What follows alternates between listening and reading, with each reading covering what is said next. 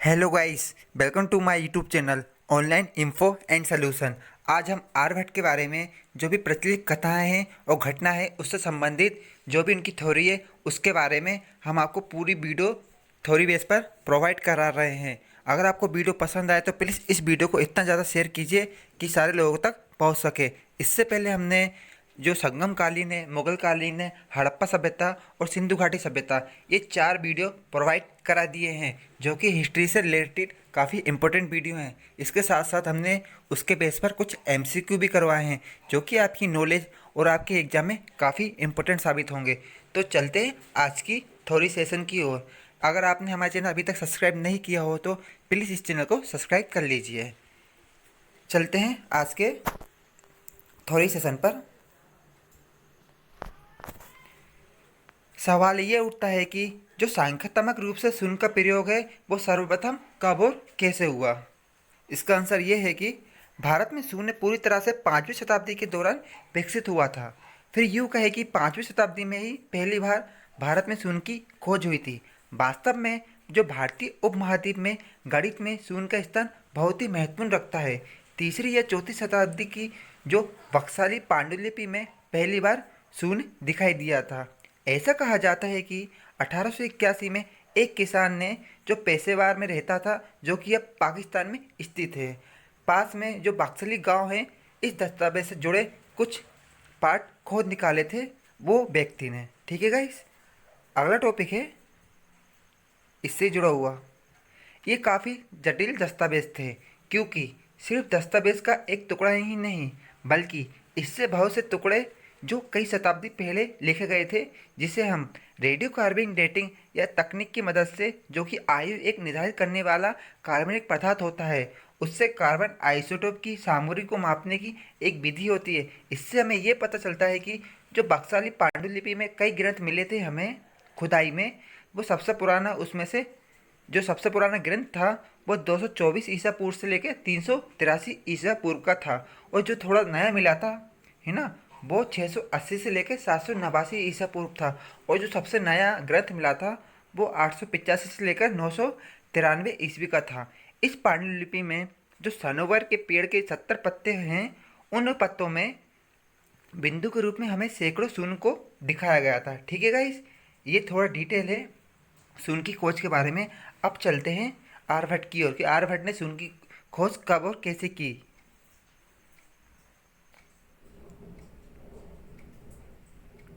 Zero का आविष्कार किसने किया था, ये काफ़ी रिलेटेड हो रही है गाइस, क्योंकि अभी तक पता नहीं है कि जीरो का आविष्कार सचमुच किसने किया था।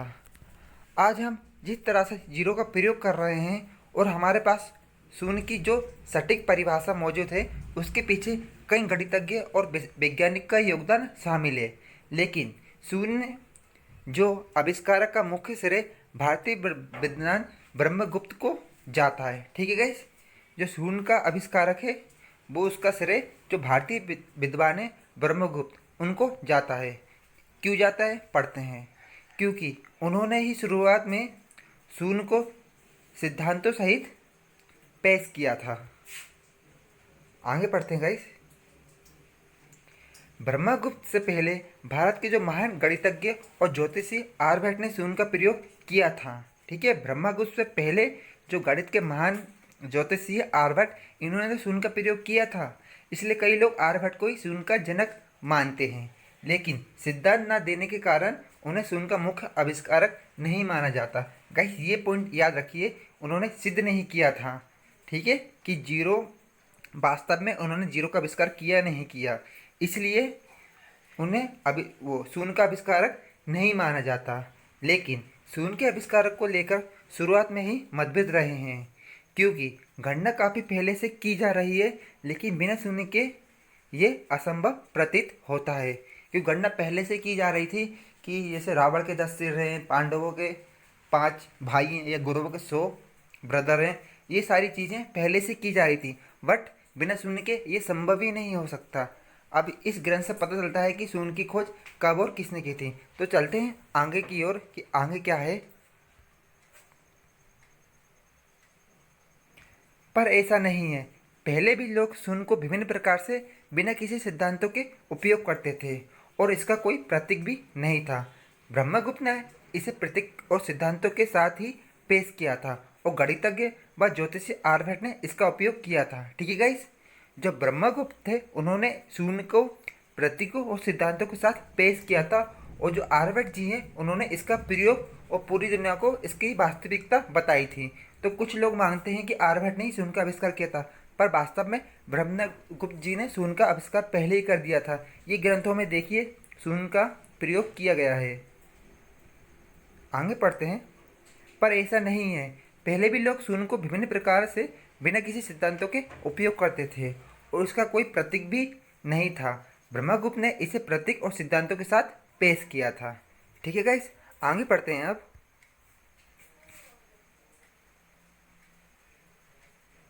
जीरो का आविष्कार कब और कहाँ हुआ था? जीरो के आविष्कार के काफ़ी पहले से ही कई प्रतीकों का जो स्थान धारक के रूप में उपयोग किया जा रहा है। ऐसे में यह साफ नहीं कहा जा सकता कि शून्य का आविष्कार कब हुआ, लेकिन 628 ईस्वी में जो महान भारतीय गणितज्ञ ब्रह्मगुप्त जी हैं उन्होंने शून्य का प्रतीकों और सिद्धांतों के साथ सटीक रूप से उपयोग किया था और विवरण किया था अपने ग्रंथों में। ठीक है गाइस, ब्रह्मगुप्त जी ने। जीरो को भारत में शून्य कहा जाता है, जो कि एक संस्कृत शब्द है। जीरो का कॉन्सेप्ट और इसकी परिभाषा सबसे पहले 628 ईस्वी में जो भारतीय गणितज्ञ ब्रह्मगुप्त जी ने दी थी। इसके बाद यह भारत में विकसित होता रहा। बाद में 8वीं शताब्दी में शून्य अरबों जो सभ्यता में पहुंच गया, जहां से इसे आज के रूप में जीरो मिला। ठीक है गाइस, अगला टॉपिक है आर्यभट्ट जी के बारे में। आर्यभट्ट का जीरो के आविष्कार में क्या योगदान रहा? अब देखते हैं आर्यभट्ट जी ने क्या योगदान दिया है। काफ़ी सारे लोग मानते हैं कि आविष्कारक भारत के लोकप्रिय और गणितज्ञ जो ज्योतिषी है आर्यभट्ट ने किया था। ठीक है, यह बात काफ़ी हद तक सही भी है, क्योंकि आर्यभट्ट वह पहले व्यक्ति थे जिन्होंने शून्य की अवधारणा दी थी। ठीक है गाइस, जहाँ तक की अवधारणा यह है कि आर्यभट्ट वह पहले व्यक्ति थे जिन्होंने शून्य की अवधारणा सारे विश्व में पेश की थी। आर्यभट्ट का मानना था कि एक ऐसा अंक होना चाहिए जो 10 अंकों के प्रतीक के रूप में उपयोग हो, 10 का प्रतिनिधित्व कर सकता है और एकम अंकों के रूप में शून्य जिसका कोई मान ना हो इसका प्रतीक बन सके। ठीक है गाइस, आगे चलते हैं। यानी कि आर्यभट्ट ने शून्य की अवधारणा दी थी और उसके बाद जो 6वीं शताब्दी में जीरो के सिद्धांत दिए थे। आर्यभट्ट ब्रह्मगुप्त के अलावा जो चुन्नी के आविष्कारक का श्रेय एक और भारतीय गणितज्ञ को दिया जाता है, जिसका नाम श्रीधराचार्य था। श्रीधराचार्य ने 8वीं शताब्दी में भारत में शून्य के संचालन का आविष्कार किया और इसके गुण सबके सामने स्पष्ट किए। ठीक है गाइस, हमने आपको जो इम्पोर्टेंट चीज़ थी कि शून्य का आविष्कार किसने किया है वो पूरी बातें आपको अच्छे से समझा दी गई है, क्योंकि सबसे पहले जो ब्रह्मगुप्त जी थे उन्होंने शून्य का आविष्कार किया था। ठीक है, उसके बाद आर्यभट्ट जी ने, पर लोग आर्यभट्ट जी को शून्य का आविष्कारक मानते हैं और इसलिए लोग कई वैज्ञानिक नहीं मानते, क्योंकि आर्यभट्ट जी ने प्रमाण सहित नहीं बताया था शून्य के आविष्कार के बारे में। बट जो ब्रह्मगुप्त जी हैं उन्होंने प्रमाण सहित बताया था कि शून्य का आविष्कार कब और कैसे हुआ। ठीक है गाइस, अगर आपको ये वीडियो पसंद आई हो तो प्लीज़ इस वीडियो को ज़्यादा से ज़्यादा शेयर कीजिए। अब इसके बेस पर जो हमने चारों टॉपिक कराए हैं, मुगल कालीन, हड़प्पा सभ्यता, संगम युगीन और ये शून्य का आविष्कारक, इनसे रिलेटेड कुछ एमसीक्यू कर लेते हैं जो कि काफ़ी इम्पोर्टेंट है। वो भी सेशन आप प्लीज़ देखिए उसे। ठीक है, जस्ट इसके बाद ही है। ओके गाइस, अब जो हमने चारों जो टॉपिक कराए थे, संगम कालीन, हड़प्पा कालीन और जो सिंधु सभ्यता है और जो शून्य का आविष्कार किसने किया है, उसके बेस पर कुछ एमसीक्यू कर लेते हैं जो कि काफ़ी इंपॉर्टेंट है। तो प्लीज़ इस वीडियो को पूरा देखिए। तो चलते हैं एमसीक्यू की ओर। हमारा पहला एमसीक्यू है, किस विदेशी यात्री ने भारत का दौरा सबसे पहले किया था? इसका राइट आंसर होगा इस ऑप्शन बी, जो मेगास्थनीज हैं उन्होंने भारत का दौरा सबसे पहले किया था। ऑप्शन बी इसका राइट आंसर होगा और ये चंद्रगुप्त मौर्य के शासनकाल में आए थे। चलते हैं अगले एमसीक्यू की ओर। प्राचीन भारत में निम्न में से कौन सा विद्या अध्ययन का केंद्र नहीं था? इसका राइट आंसर होगा guys option D, Kaushambi. Kaushambi वह अध्ययन केंद्र था जो प्राचीन भारत में इसका उल्लेख नहीं किया गया था, कौशाम्बी का। ओके, बाकी तक्षशिला, विक्रमशिला, उनलंदा ये सारे अध्ययन केंद्र मौजूद थे प्राचीन इतिहास में। चलते हैं अगले एमसीक्यू की ओर। शून्य की खोज इनमें से किसके द्वारा की गई थी? इसका राइट आंसर होगा ऑप्शन बी गाइस, आर्यभट्ट जी द्वारा। बट हमने आपको बताया कि ब्रह्मगुप्त जी ने सबसे पहले शून्य की खोज की थी, बट जो किताबें हैं उसमें आर्यभट्ट जी हैं, तो अब आर्यभट्ट जी पर ही टिक लगाइए एग्जाम में। ठीक है गाइस, चलते हैं हमारे अगले एमसीक्यू की ओर।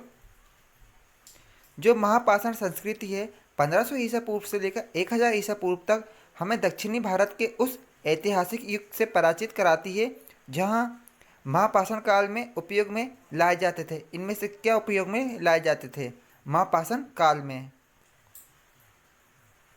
इसका राइट आंसर होगा ऑप्शन सी गाइस, बड़े पत्थरों से घिरी गई समाधियाँ और कब्रें जो महापाषाण काल में उपयोग लाए जाते थे। ऑप्शन सी इसका राइट आंसर रहेगा। ठीक है गाइस, चलते अब हमारे अगले एमसीक्यू की ओर। किस पुस्तक का 15 भारतीय और 40 विदेशी भाषाओं में अनुवाद किया जा चुका है? इसका राइट आंसर होगा ऑप्शन सी गाइस, पंचतंत्र, जो कि विष्णुगुप्त द्वारा लिखी गई एक कहानी है जिसका 15 भारतीय और 40 विदेशी भाषाओं में अनुवाद किया जा चुका है, पंचतंत्र का। ठीक है, ये भी एक ग्रंथ है, इसमें कहानियाँ हैं प्रचलित। चलते हुए हमारे अगले प्रश्न की ओर। न्यूमिसेमेटिक्स क्या है? इसका राइट आंसर होगा ऑप्शन बी गाइस, सिक्के व धातुओं का अध्ययन को हम न्यूमिमेसेटिक कहा जाता है। ठीक है, सिक्के व धातुओं के अध्ययन को न्यूमिमेटिक्स। अब चलते हैं हमारे अगले प्रश्न की ओर। हितोपदेश के लेखक इनमें से कौन हैं? इसका राइट आंसर होगा ऑप्शन सी गाइस, जो नारायण पंडित है उन्होंने हितोपदेश लिखी थी। ऑप्शन सी इसका राइट आंसर रहेगा, नारायण पंडित। हमारा अगला प्रश्न है, नाट्यशास्त्र की रचना इनमें से किसके द्वारा की गई है? इसका राइट आंसर होगा ऑप्शन सी गाइस, जो भरत मुनि जी हैं उन्होंने नाट्यशास्त्र की रचना की थी। ऑप्शन सी आपका राइट आंसर रहेगा, भरत मुनि। हमारा अगला प्रश्न है, विक्रम संवाद कब से प्रारंभ हुआ था? इसका राइट आंसर होगा ऑप्शन ए गाइस, जो 98 ईसा पूर्व है वही उसी समय विक्रम संवाद का प्रारंभ हुआ था। ऑप्शन ए इसका राइट आंसर रहेगा, 98 ईसा पूर्व में।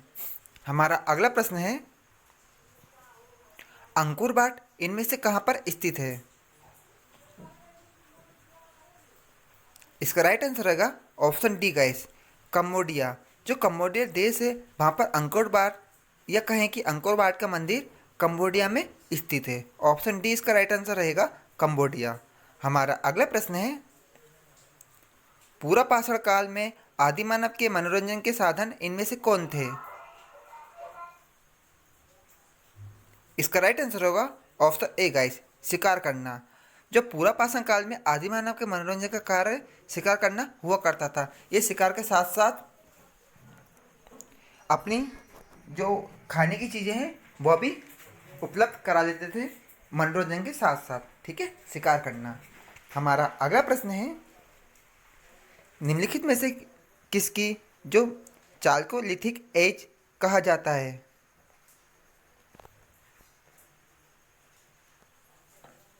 इसका राइट आंसर रहेगा ऑप्शन सी गाइस, जो ताम्र पाषाण युग है उसे हम चाल्कोलिथिक एज भी कहते हैं। ऑप्शन सी इसका राइट आंसर रहेगा, ताम्र पाषाण युग। हमारा अगला प्रश्न है,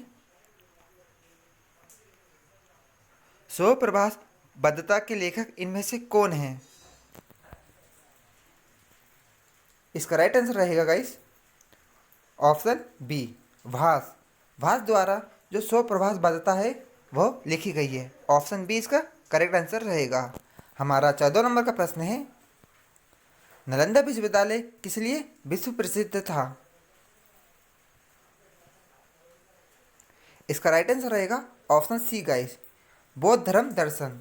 ठीक है, जो नालंदा विश्वविद्यालय है वो बौद्ध धर्म के लिए काफ़ी प्रसिद्ध था विश्व भर में। ऑप्शन सी इसका राइट आंसर रहेगा। हमारा अगला प्रश्न है, उस स्त्रोत का नाम बताइए जो प्राचीन भारत के व्यापारिक मार्गों पर मौन है। इसका राइट आंसर रहेगा ऑप्शन बी, जो मिलिंद पन्हो का स्त्रोत है वो प्राचीन भारत के व्यापारिक मार्गों पर मौन है। इस स्त्रोत में जो व्यापारिक मार्ग है कुछ नहीं लिखा है। ठीक है, मिलिंद पन्हो में। हमारा अगला प्रश्न है, आधुनिक मानव के हाल का पूर्वज है। आधुनिक मानव है उनके हाल के पूर्वज इनमें से कौन है? इसका राइट आंसर रहेगा ऑप्शन बी, जो क्रो मैग्नन मनुष्य हैं वो आधुनिक मानव के हाल के पूर्वज माने गए हैं। ऑप्शन बी इसका राइट आंसर रहेगा क्रो मैग्नन मनुष्य। हमारा 17 नंबर का प्रश्न है, ईसा की प्रारंभिक सदियों में भारत तथा रोम के बीच घनिष्ठ व्यापारिक संबंध की सूचना किस पुरास्थल की खुदाई से प्राप्त होती है? इसका राइट आंसर रहेगा ऑप्शन डी गाइस, जो अरिकमेंडू है अरिकमेंडू की खुदाई से हमें घनिष्ठ व्यापार संबंधों की सूचना प्राप्त होती है। ऑप्शन डी इसका राइट आंसर रहेगा अरिकमेंडू। ये एक क्षेत्र है। चलते हमारे 18वें नंबर के प्रश्न की ओर। आधुनिक जो देवनागरी लिपि का प्राचीनतम रूप इनमें से क्या है? इसका राइट आंसर रहेगा गाइस ऑप्शन बी, जो ब्राह्मी है वो आधुनिक देवनागरी लिपि का प्राचीनतम रूप है, ब्राह्मी लिपि। ठीक है, ऑप्शन बी इसका राइट आंसर रहेगा ब्राह्मी। हमारा 19वें नंबर का प्रश्न है, मानव द्वारा सर्वप्रथम प्रयुक्त अनाज इनमें से कौन सा था? इसका राइट आंसर रहेगा ऑप्शन बी गाइस, जो गेहूं और जौ हैं वो मानव द्वारा सर्वप्रथम उपयोग किए गए थे। ऑप्शन बी इसका राइट आंसर रहेगा गेहूं और जौ का। हमारा आखिरी प्रश्न है, कौन सा जोड़ा सही सम्मिलित नहीं है? इसका राइट आंसर रहेगा हरिकेश हर्ष। ये जोड़ा सही सम्मिलित नहीं है। ठीक है गाइस, क्योंकि हरिकेश हर्ष जो साम्राज्य थे उसका शासक नहीं था, और बाकी ये तीनों जो भावभूति हैं, देवी कीर्ति हैं, ये सारे अपने अपने शासन में करेक्ट हैं। अब चलते हैं इसके सेट 2 की ओर। ये लास्ट सेट है गाइस, प्लीज़ इस सेट को ही पूरा देखिए, इसमें भी काफ़ी इंपॉर्टेंट एमसीक्यू हैं।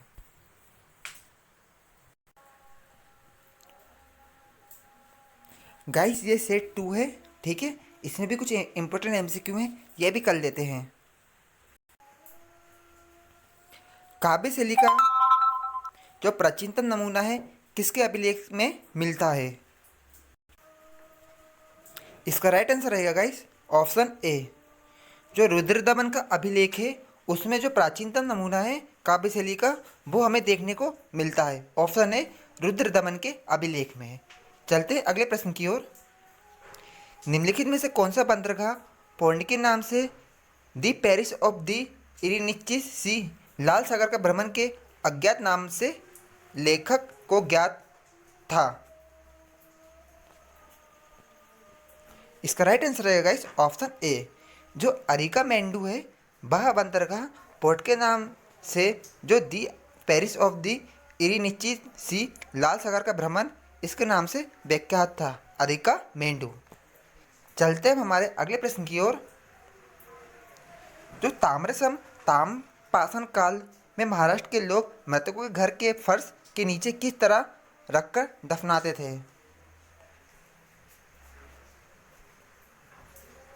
इसका राइट आंसर रहेगा इस ऑप्शन ए, उत्तर से दक्षिणी की ओर। ठीक है, जो ताम्रपाषाण युग में महाराष्ट्र के लोग जो मृतकों के घर के फर्श में जो मृत हो जाते थे उनके घर के फर्श में उत्तर से दक्षिण की ओर रखकर उन्हें दफनाया किया करते थे। ऑप्शन ए इसका राइट आंसर रहेगा। हमारा अगला प्रश्न है, भीमबेटका किसके लिए काफ़ी प्रसिद्ध है? इसका राइट आंसर रहेगा ऑप्शन ए गाइस, गुफाओं के शैल चित्र के लिए। ये भीमबेटका एमपी के अब्दुल्लागंज जिले में पड़ती है। ये सबसे पुराना 1000 BC से पुराना यहाँ पर गुफाओं के शैल चित्र मौजूद है। ऑप्शन ए इसका राइट आंसर रहेगा और उसे वर्ल्ड हेरिटेज लिस्ट में भी शामिल किया गया है 1983 में। ठीक है, तो ये भी याद रखिए। चलते हैं हमारे अगले प्रश्न की ओर। मालती माधव के लेखक इनमें से कौन है? इसका राइट आंसर रहेगा ऑप्शन बी गाइस, जो भवभूति हैं वो मालती माधव के लेखक हैं। हमारा अगला प्रश्न है, निम्न में से कौन सा नवीनतम समझा जाता है? इनमें से कौन है जो नवीनतम समझा जाता है? इसका राइट आंसर रहेगा ऑप्शन बी गाइस, जो क्रो मैग्नन मानव हैं उन्हें नवीनतम हम समझ सकते हैं, मतलब वो नवीनतम खोज इतिहास में खोज की गई है क्रो मैग्नन मानव की। हमारा अगला प्रश्न है, इतिहास के पिता की जो पदवी है सही अर्थों में इनमें से किससे संबंधित है? इनमें से इतिहास के पिता किसे कहा जाता है? इस प्रश्न का कहने का ये मतलब है। इसका राइट आंसर रहेगा ऑप्शन ए गाइस, जो हेरोडोटस है उन्हें इतिहास के पिता के रूप में जानते हैं। ऑप्शन ए इसका करेक्ट आंसर रहेगा। हमारा 90 नंबर का प्रश्न है, प्राचीन नगर तक्षशिला निम्नलिखित में से किसके बीच स्थित था? इसका राइट आंसर होगा ऑप्शन ए गाइस, जो सिंधु व झेलम नदियां हैं उसके बीच जो प्राचीन नगर तक्षशिला है वह स्थित था, सिंधु व झेलम नदियों के बीच। हमारा 10वें नंबर का प्रश्न है, निम्नलिखित अंग्रेजों में से कौन था जिसने सर्वप्रथम भगवत गीता का अंग्रेजी में अनुवाद किया था? इसका राइट आंसर रहेगा ऑप्शन बी गाइस, जो चार्ल्स विल्किंस हैं उन्होंने सर्वप्रथम भगवत गीता का अंग्रेजी में अनुवाद किया था। ऑप्शन बी इसका राइट आंसर रहेगा, चार्ल्स विल्किंस द्वारा। हमारा अगला प्रश्न है, निम्नलिखित प्राचीन भारतीय अभिलेखों में कौन सा एक खाद्यान्न को देश में संकट काल में उपयोग हेतु सुरक्षित रखने के बारे में प्राचीनतम शाही आदेश है? इसका राइट आंसर रहेगा ऑप्शन ए गाइस, जो 100 गोरों का तामपत्र है वो संकट काल में उपयोग हेतु सुरक्षित रखने के बारे में प्राचीनतम शाही आदेश को बताता है। 100 गोर का तामपत्र, ऑप्शन ए इसका राइट आंसर रहेगा। हमारा अगला प्रश्न है, प्राचीन भारत में निम्नलिखित में से कौन सी एक लिपि दाईं ओर से बाईं ओर लिखी जाती थी? इसका राइट आंसर रहेगा ऑप्शन डी गाइस, जो खरोष्टी लिपि है वो प्राचीन भारत में दाईं ओर से बाईं ओर लिखी जाती थी, खरोष्टी लिपि। ऑप्शन डी इसका राइट आंसर रहेगा। हमारा अगला प्रश्न है, निम्नलिखित में से कौन सा एक प्राचीन भारत में व्यापारियों का निगम था? इसका राइट आंसर रहेगा ऑप्शन डी, जो मणिग्राम है वो एक प्राचीन भारत में व्यापारियों का निगम हुआ करता था। ऑप्शन डी, मणिग्राम एक क्षेत्र। हमारा अगला प्रश्न है, पुलकेशिन फर्स्ट का जो बादामी शिलालेख संघ वर्ष 465 का जो दिनांकित है, यदि इसे विक्रम संवाद में दिनांकित करना हो तो वर्ष कितने होंगे? इसका राइट आंसर रहेगा इस ऑप्शन ए, 601 वर्ष होंगे। ठीक है, जो बादामी का शिलालेख है पुलकेशिन बंध का, ठीक है, उसे विक्रम संवाद से कंपेयर किया जाए तो 601 वर्ष होते हैं। हमारा अगला प्रश्न है,